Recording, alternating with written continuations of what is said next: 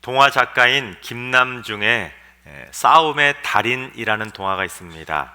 초등학교 5학년인 이소령이라는 학생이 전학을 가게 되는데 날마다 학교 폭력에 시달리게 됩니다. 또한 삼촌이 운영하던 순대국밥집 일대가 재개발되면서 재개발업자들의 그 철거 폭력에도 시달리게 됩니다. 그래서 이 소령이는 뜻하지 않게 여러 싸움에 휘말리게 됩니다. 그래서 이 소령이는 그러한 일련의 싸움들을 겪어가면서 무엇을 깨닫게 되냐면, 사람이 살다 보면 내가 싸우기 싫어도 싸울 때가 있다는 것을 깨닫게 된 것입니다. 그러면서 소령이가 뭐라고 고백하냐면, 싸움은 사람이랑 하는 거라고 생각했는데 사람이 아닌 거랑 싸우기도 했다. 상대가 잘 보이지 않는 그 싸움이 더 어려운 것 같다. 그렇습니다. 우리가 살다 보면 내가 싸움을 몰라도, 내가 싸움하기 싫어도 싸움을 걸어오는 사람들 때문에 어쩔 수 없이 싸울 때가 있다는 것입니다.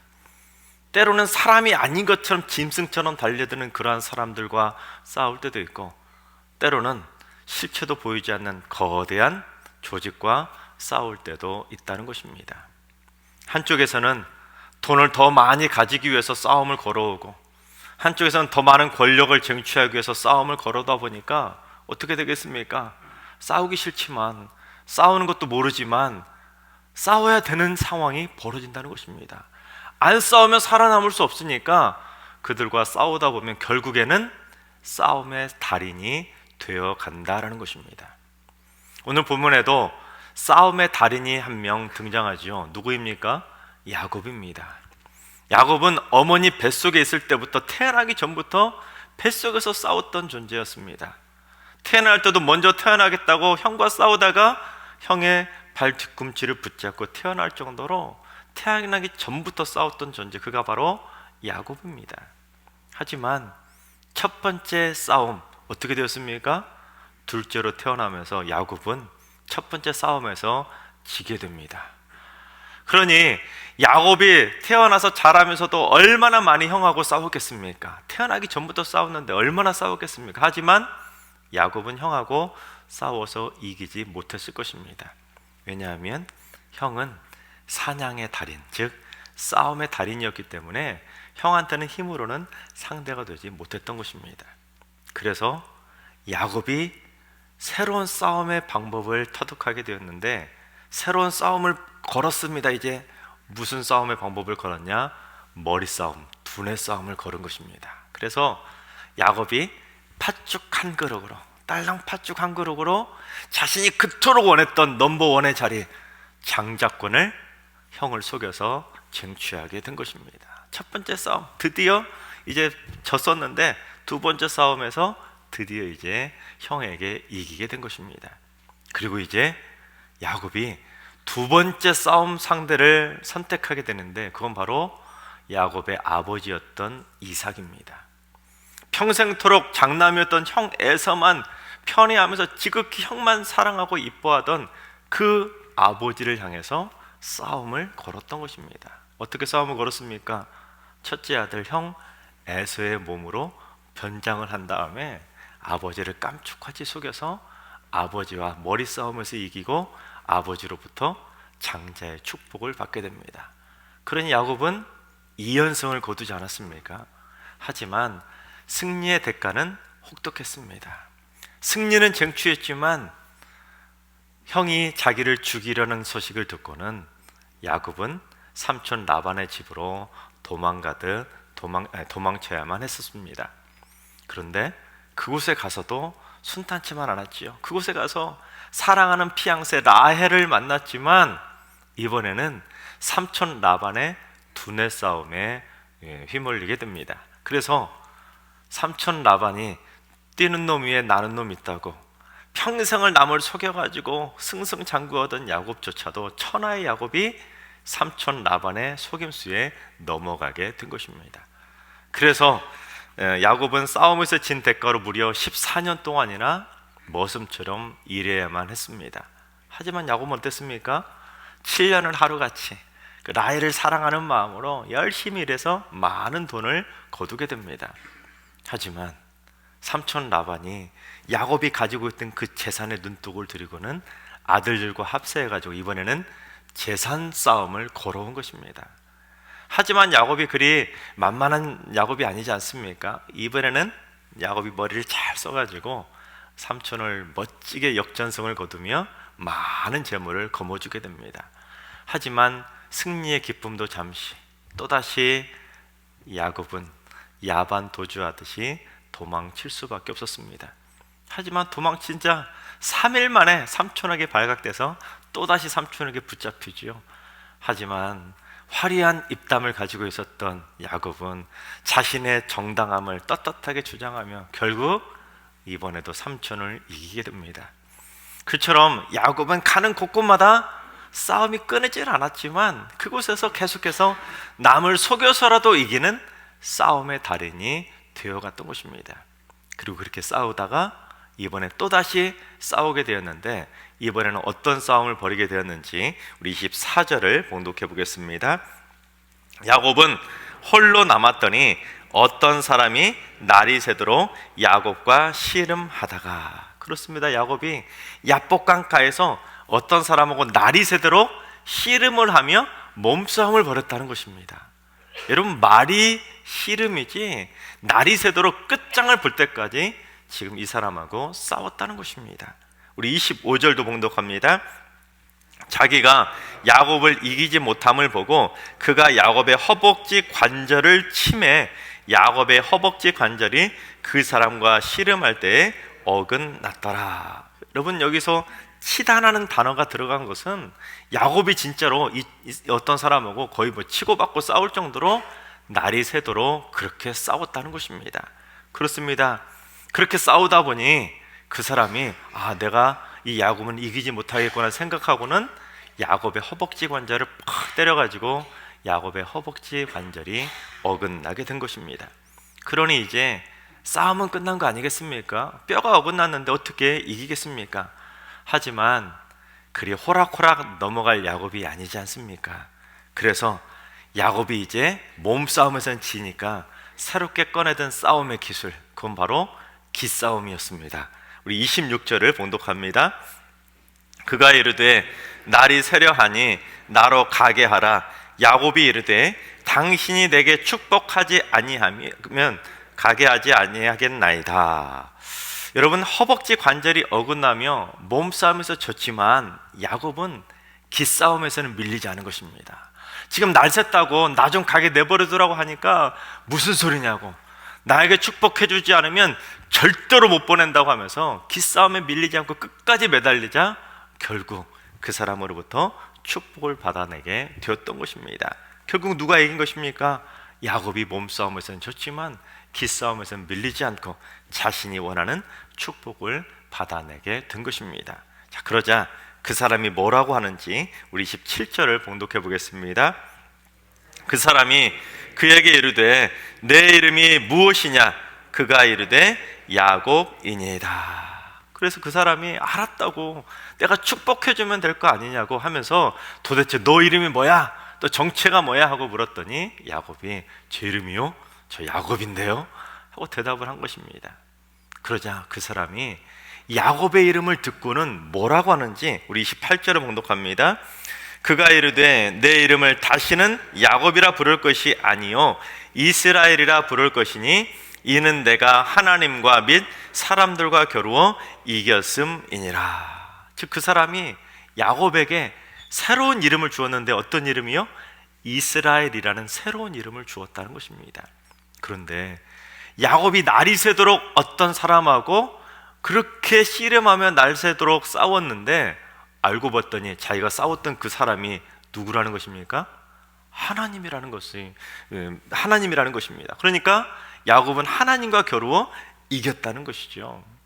근데 우리는 흔히 야곱이 누구와 싸웠다고 생각하죠?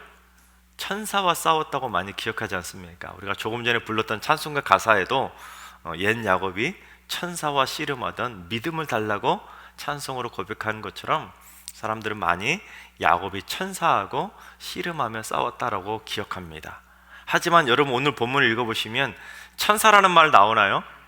천사란 말은 어디에도 나오지 않습니다. 그렇다면 왜 사람들은 야곱이 천사하고 씨름했다고 생각하는가? 우리 호세아 12장 3절과 4절을 봉독합니다. 야곱은 모태에서 그의 형의 발 뒤꿈치를 잡았고 또 힘으로는 하나님과 겨루되 천사와 겨루어 이기고 울며 그에게 간구하였으며 하나님은 베델에서 그를 만나셨고 거기에서 우리에게 말씀하셨나니. 야곱이 누구하고요? 천사와 겨루어 이겼다. 이 표현 때문에 사람들은 흔히 야곱이 천사와 씨름했다라고 알고 있습니다. 하지만 이 천사는 그냥 단순한 천사가 아니지요. 하나님의 이름을 대신해서 보냄을 받은 하나님의 사자였습니다. 그러니까 표면적으로는 천사하고 씨름했지만 결론적으로는 하나님과 씨름했다는 것이고, 천사와 이겼다는 것은 결국 하나님과 겨루어 이겼다라는 의미로 해석할 수 있다는 것입니다. 특히 씨름하다라고 번역된 이 씨름이라는 히브리어 단어가 아바크라는 단어인데, 이 단어를 영어 성경은 전부 다 뭘로 번역하냐면 레슬링이라고 번역합니다. 그런데 히브리어 이 아바크라는 단어의 원어의 뜻은 뭐냐면 맞붙어 싸우다라는 뜻입니다. 서로 막 피고받고 싸우듯이 맞붙어 싸운다는 의미인데, 자, 그렇다면 여러분 한번 머릿속으로 상상 한번 해보세요. 하나님이 보낸 천사, 하나님의 사자하고 그렇게 맞붙어 싸우는 모습이 어떤 모습이었을 것 같습니까? 자, 이 그림을 한번 보세요. 19세기 프랑스 화가인 구스타프 도레가 그린 작품인데, 야곱이 이처럼 날개 달린 천사하고 싸웠을까요? 씨름했을까요? 그렇지는 않았을 것입니다. 천사인지도 몰랐지요. 천사처럼 한 것이 아니라 야곱은 분명 사람의 형상을 하고 나타난 천사하고 씨름을 했는데, 사실은 그가 하나님의 대리자로 온 하나님의 사자였기 때문에 사실은 야곱이 하나님과 맞서서 날이 새도록 싸웠다라는 것입니다. 그런데 여러분, 하나님이 진짜로 사람하고 싸우면 누가 이길까요? 당연히 하나님이 이기지 않겠습니까? 어떻게 하나님이 지시겠습니까? 그런데 어떻게 하나님께서 사람하고 겨루었는데 야곱이 하나님을 이길 수 있었겠습니까? 그건 바로 하나님께서 져주셨기 때문입니다. 여러분, 하나님께서 야곱에게 왜 져주셨을까요? 그건 바로 하나님께서 야곱의 길을 살려주시기 위해서 져주신 것입니다. 야곱은 지금 형이 400명을 이끌고 자기를 죽이려 온다는 소식을 듣고는 겁에 질려서 야복강도 건너지 못하고 홀로 떨어져서 있을 정도로 두려움에 벌벌 떨고 있었습니다. 그런 야곱을 향해서 하나님께서 하나님과 겨루어 맞서 싸워서 이기는 경험을 통해서 야곱의 기도 살려주고 야곱에게 자신감을 불어넣어 줬던 것입니다. 그래서 야곱은 이스라엘이라는 이름까지 얻게 되고 너무나 신이 나서 뭐라고 하는지 29절을 봉독해 보겠습니다. 야곱이 청하여 이르되 당신의 이름을 알려주소서. 그 사람이 이르되 어찌하여 내 이름을 묻느냐 하고 거기서 야곱에게 축복한지라. 즉 야곱이 너무 기뻐서 당신 이름도 좀 알려주세요 하고 통성명을 요청했지만 그 사람이 어떻게 하죠? 단칼에 거절하지 않습니까? 어찌하여 내 이름을 알려고 하느냐? 그러고는 야곱에게 축복만 해주게 됩니다. 그런데 야곱이 그 사람으로부터 축복을 받으면서 무엇을 깨닫게 됐냐면, 이 사람은 사람이 아니라 하나님이구나, 그것을 깨닫게 된 것입니다. 그래서 야곱이 어떻게 하는지 30절을 봉독합니다. 그러므로 야곱이 그곳 이름을 브니엘이라 하였으니 그가 이르기를 내가 하나님과 대면하여 보았으나 내 생명이 보존되었다 함이더라. 그렇습니다. 자기가 하나님과 대면해 보았는데, 그것도 하나님과 맞서 싸워 보았는데 자기가 죽지 않고 생명이 보존되었다라는 것입니다. 그래서 너무 기뻐서 하나님의 얼굴이란 뜻의 브니엘이라고 그곳 이름을 지은 것입니다. 그러자 그 다음에 어떤 일이 벌어졌는지 우리 31절 상반절을 봉독해 보겠습니다. 그가 브니엘을 지날 때에 해가 돋았고. 여러분, 야곱이 야복강가에 도착했을 때 언제였습니까? 캄캄한 한밤중이었습니다. 그런데 이제 아침 해가 밝았다는 것입니다. 그런데 어제 밤까지만 해도, 날이 새기 전까지만 해도, 야곱이 그 사람으로서 축복받기 전까지만 해도 야곱의 마음에는 뭐가 가득했습니까? 두려움이 가득했습니다. 이제 아침이 밝으면 형에게 맞아서 죽을지도 모르는 상황이었기 때문에 야곱에게 조금 전까지 아침이라는 시간은 두려움의 시간이었습니다. 내일 아침에 안 왔으면 좋겠다, 그런 생각이 들 정도로 두려운 아침이었는데, 이제 두려움의 아침이 아니라 싸우지 않을 수 있는 평안한 브니엘의 아침을 맞이하게 되었다는 것입니다. 지금까지 야곱은 남을 속여서라도 어떻게든지 이기는 싸움이 되어 달인이 되어 왔지만 그 마음속에는 늘 언제나 두려움이 가득한 존재로 살아왔는데, 이제 하나님께 새로운 싸움의 기술을 배운 것입니다. 어떠한 싸움의 기술이냐면 지는 싸움 기술을 배웠다는 것입니다. 그 하나님께서 자기에게 져주시는 것을 보고는 지는 것이 이기는 것이구나, 지는 것이 무조건 지는 것이 아니구나, 그 싸움의 기술을 배우게 되었다는 것입니다. 그러니 야곱에게 있어서 두려운 아침이 아니라 하나님의 뜻대로 이길 수 있는 희망찬, 싸우지 않는 행복한 브니엘의 아침을 맞이하게 되었던 것입니다. 그래서 야곱은 브니엘의 아침에 두려움의 대상이었던 형 에서에게 어떻게 행동하는지 33장 3절을 봉독합니다. 자기는 그들 앞에서 나아가되 몸을 7번 땅에 굽히며 그의 형 에서에게 가까이 가니. 그렇습니다. 여러분, 예전에 야곱이었다면 어땠을 것 같습니까?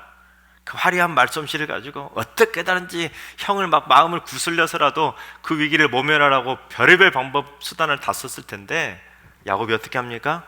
이제는 완전히 달라져서 형에게 7번 머리를 숙이며 졌습니다, 항복 선언을 했다는 것입니다.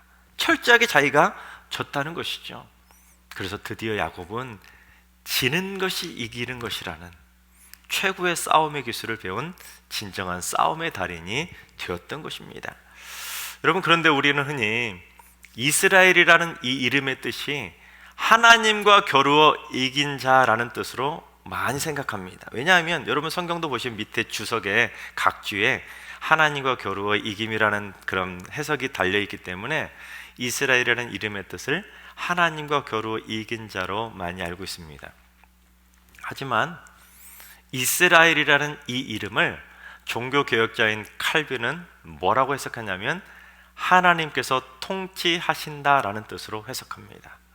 실제로 히브리어 원어 사전을 보면 이스라엘이라는 이 이름을 뭐라고 해석해서 풀어놓았냐면 하나님께서 주도하신다, 하나님께서 이기신다라고 번역합니다. 또한 기원문으로는 하나님께서 주도해 주시기를, 하나님께서 승리하시기를 그렇게 해석해 놓았습니다. 무슨 말입니까? 하나님께서 이스라엘이라는 이름을 야곱에게 새롭게 주신 이유는 야곱이 지금까지는 자기 인생을 자기가 주인이 되어서 자기가 주도하는 삶, 자기가 싸움을 해서 자기가 이기는 삶을 살아왔는데, 이제는 이스라엘로 그의 인생을 바꾸어 주셔서 이제는 하나님이 주도해 주시고 하나님이 통치해 주시고 하나님이 대신 싸워 주시는 하나님의 사람으로 완전히 변화시켜 주셨다는 것입니다. 이제는 야곱의 인생이 자기가 주도하는 인생이 아니라 하나님이 주도하는 인생으로 완전히 변화되게 되었던 것입니다. 그러다 보니 야곱이 형에게 져주었지만 결과적으로는 하나님이 대신 싸워주셔서 결국에는 이긴 싸움이 될 수 있도록 해주신 것입니다. 그래서 야곱은 그 두려운 아침을 두려운 아침이 아니라 하나님이 함께 하시는, 하나님이 대신 싸워서 이겨주시는 행복한 브니엘의 아침을 맞이할 수 있었던 것입니다. 그래서 내가 내 인생의 주인 되어서 내 인생을 주도해가는 인생은 야곱의 인생이라면 이제 그 인생을 바꾸어서 하나님께서 내 인생의 주인 되어서 하나님께서 내 인생을 주도해 주시는 삶, 그것이 바로 브니엘의 개혁이라는 사실입니다. 그런데 이 세상 많은 사람들은 무조건 자기가 자기 세상의 주인이 되어서 어떻게든 많이 싸우며 살아가죠. 어떻게든지 수단과 방법을 가리지 않고 이기려고만 하며 살아갑니다. 몸싸움이든 기싸움이든 말싸움이든 두뇌 싸움이든 재산 싸움이든 감정 싸움이든 자존심 싸움이든 어떻게든지 내 마음대로 스스로 이겨보겠다고 자기 힘과 자기 지식을 가지고 무조건 이기려만 발버둥 치는 존재, 바로 연약한 야곱의 인생 아니겠습니까? 그러니 어떻습니까? 싸우지 않아도 이길 수 있는 평안한 분열의 아침을 맛보는 것이 아니라 허구한 날, 다음 날도 그 다음 날도 그 다음 날도 언제 싸울지 모르는 불안한 아침을 맞이하게 되는 것입니다. 하나님께서 사랑하시는 여러분, 이 세상을 살아가면서 무조건 이기려고만 하지 마시기 바랍니다. 우리 모두도 자꾸 이기려만 하면 다음 날도 그 다음 날도 계속해서 싸울 수밖에 없는 불안한 아침을 맞이할 수밖에 없다는 것을 기억하시기 바랍니다. 그래서 야곱처럼 지는 것이 이기는 것이라는 최고의 싸움 기술도 배우시고, 하나님께서 내 인생을 주도하시고 통치하셔서 하나님의 이끄심을 받는 축복의 인생이 되어져서 우리 모두 다 싸우지 않고 평안을 누리는 분이엘의 아침을 맛보며 살아가게 되시기를 주님의 이름으로 축원합니다. 그런데 16세기 이탈리아 화가인 야코포 바사노가 야곱이 천사고 씨름하기 전에 가족들과 함께 야복강가에 도착했을 때 모습을 그 모습을 그렸는데 바로 이 그림입니다. 보시는 것처럼 야곱이 수많은 사람들을 거느리고, 어때요? 수많은 양떼까지 거느리고 커다란 부자가 되어서 야복강가에 도착하게 된 것입니다.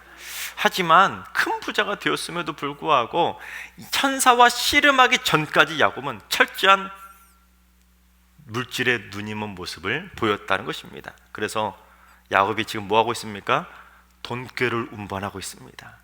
아직까지도 야곱의 인생을 버리지 못하고 있었다는 것입니다. 때문에 야곱의 주위를 보시면 어떻습니까? 캄캄한 어둠의 먹구름에 둘러싸여 있는 것을 볼 수 있을 것입니다.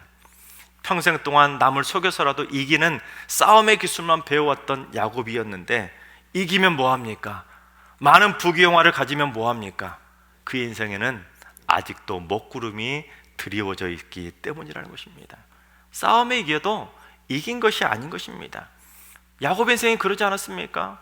싸워서 이겼는데 도망가야 했고, 또다시 싸워서 이겼는데 또다시 도망가는, 계속해서 불안한 하루하루를 살아갈 수밖에 없었다는 것입니다. 내가 아무리 일확천금을 거머쥔 갑부가 되었다 한들 내가 내 인생을 주도하는 인생을 살아가다 보면 언젠가는 또 다른 싸움에 휘말려서 그 모든 건 한순간에 빼앗길 수도 있다는 것입니다. 그러나 하나님이 주도해 주시는 인생을 살게 되면 저 뒤에 떠오르는 아침 햇살처럼 싸우지 않고도 이기는 삶, 하나님이 주도하시는 분이엘의 아침을 맞이하게 되는 것입니다. 하나님께서 사랑하시는 여러분, 우리 모두 야곱의 인생이 아니라 이스라엘의 인생을 살아갈 수 있길 바랍니다. 내가 내 삶의 주인이 되어서 내 삶을 주도해가는, 내가 주인 되는 인생이 아니라 하나님께서 내 인생의 주인 되어 주셔서 내가 싸우는 삶이 아니라 하나님께서 대신 싸워주는 삶, 그 멋진 삶을 우리 모두 다 살아갈 수 있길 바랍니다. 또한 지는 것이 이긴다는 그 최고의 싸움의 기술을 우리 모두 배워서 우리가 일평생 살아감에 있어서 하루하루 싸움의 연속이 되는 불안한 인생이 아니라 싸우지 않는 평안한 분이엘의 아침을 날마다 맞이하며 살아가게 되시기를 주님의 이름으로 축원합니다.